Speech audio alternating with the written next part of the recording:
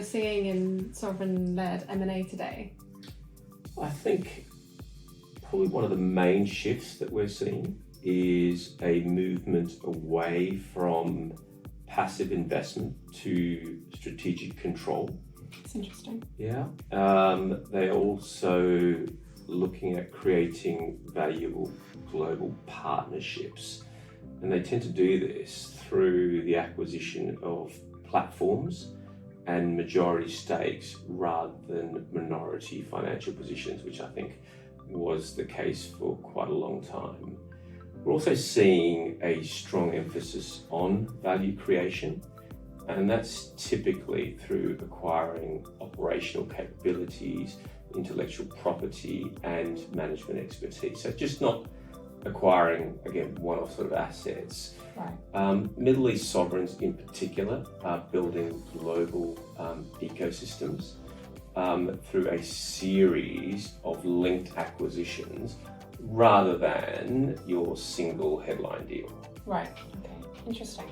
So how do sovereign wealth funds differ in their execution of deals to other clients? Well, sovereign wealth funds today are probably the most decisive buyers in the market. Right. They have very, very streamlined internal processes, and they have very long-term capital horizons compared to other entities like private equity firms or other family offices. They are able to transact through volatility, again, primarily as a result of the fact that they see investments through a very long-term lens. Okay. They also are cash buyers, which gives them a very, very strong negotiating position.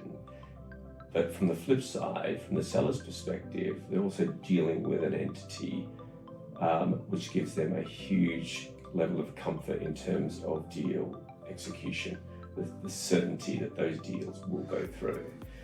The investments that they are making are typically aligned with national strategic priorities. And again, you compare that with other types of buyers where they have their own investment objectives, etc., which not necessarily will align with what the nations are trying to build. What we're seeing is that sovereigns are increasingly seen as investors that bring more than just capital, right? They bring long-term commitment, and most importantly, they bring access to an entire sovereign ecosystem of a particular nation. So it was once referred to on a deal that we worked on as we feel like we are marrying into a family, because we're getting access not just to the entity and the management of the entity that we're dealing with, but also all their subsidiaries and other related entities, thereby allowing us to grow substantially. It's interesting, and they're certainly bringing a lot to the table. Certainly are.